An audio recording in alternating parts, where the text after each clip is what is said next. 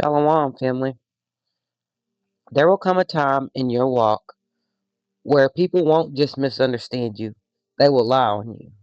They will twist your words, misrepresent your intentions, put labels on you that don't belong, and in that moment, your flesh will want to respond, to defend, to correct, to set the record straight. But today, we're going to talk about a higher way. When they lie on you, you let the scripture speak. The first place we're going to visit is in Matthew 5:11, and it reads, "Blessed are ye when men shall revile you and persecute you, and shall say all manners of evil against you falsely for my sake." Notice, not just insult, but lie on you. And Yahushua didn't say, defend yourself immediately. He said, you are blessed. We need to be looking at that. We're going to keep on reading down to verse 12. "Rejoice and be exceeding glad, for great is your reward in heaven. For so persecuted they the prophets which were before you." Not saying that each one of you are prophets, but saying that if it happened to the prophets, if it happened to Yahushua, if it happened to many people in the scriptures that were walking with Yah and trying to walk on the straight and narrow and be righteous, this happened to them. And he's telling you here, you are blessed and great is your reward in heaven. So we're going to look at two more scriptures. The first one is still in Matthew. We're going to go to 26, 59,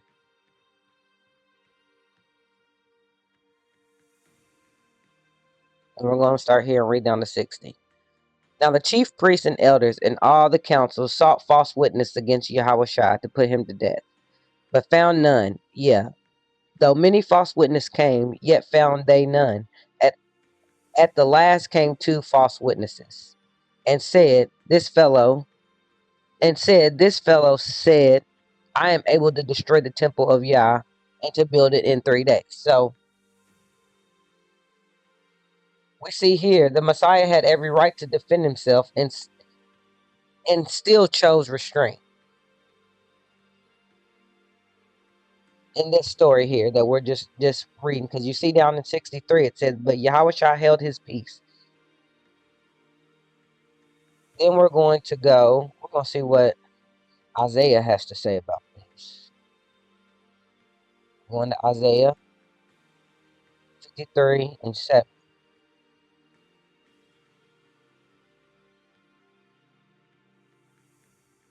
Isaiah 53 and 7. "And he was oppressed, and he was afflicted, yet he opened not his mouth. He is brought as a lamb to the slaughter, and as a sheep before his shearer is dumb. So he opened not his mouth." He didn't say a word. He chose restraint.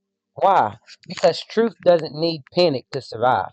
We don't need to be responding to everything. And this is my number one test. Not to respond to everything. Everything does not require you to respond to it. And this is a lesson that I am learning still today. Another one of them tests that I have yet to pass. And in some instances I can, but in not every instance I have learned how to not respond. So now we're going to move on, and we're going to see how the scripture shows us how to let Yah fight our battles. And we're going to Exodus. We're going to 14, and we're going to verse 14.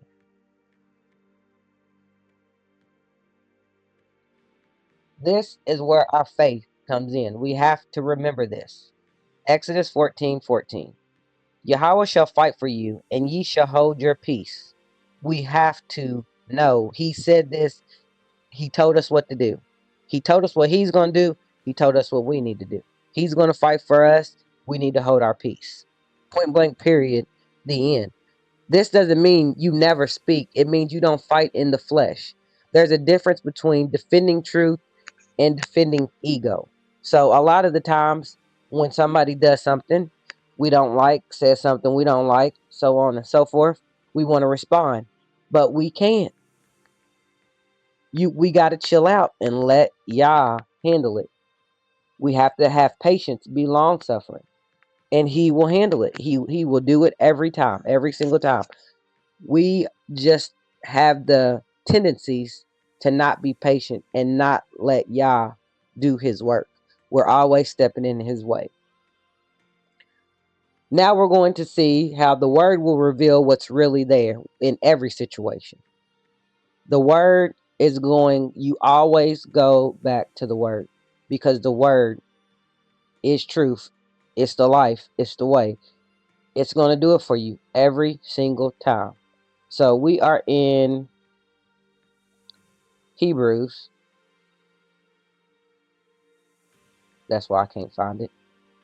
Y'all can't see on my end, but by the end of the day, my eyeballs are just moving really, really, really fast because I look at a computer and I'm in bright lights all day. So my eyeballs are wore out. So we're in Hebrews 4 and 12. And it says, "For the word of Yah is quick and powerful and sharper than a two-edged sword, piercing even to the dividing asunder of soul and spirit and of the joints and marrow, and is a discerner of thoughts and intents of the heart." Here, you don't have to expose people. The word does this. This is the word's job, and it will do it every single time. When you stay grounded in scripture, truth exposes lies. Not your words, but this truth exposes lies. Light exposes darkness every single time. Now, we're going to keep moving right along. And we did the "You Know Them by Your Fruits" video. And those verses, I'm telling y'all, I have been saying it.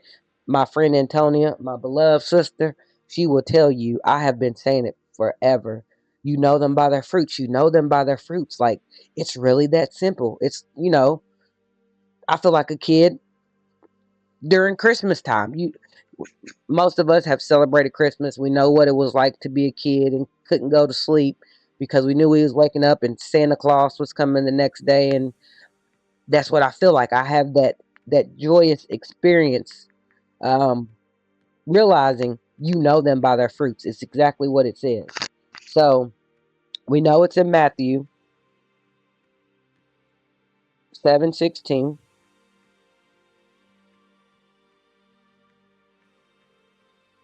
Ye shall know them by their fruits.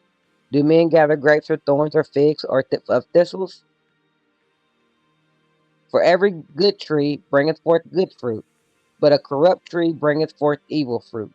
A good tree cannot bring forth evil fruit, neither can a corrupt tree bring forth good fruit.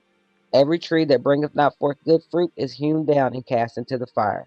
Wherefore, by their fruits you shall know them. Bam. People can say anything, but you be patient and let time go by. Their character shows, consistency shows, their spirit shows. Lies are loud in the moment, but their fruit is loud over time. That is deep right there.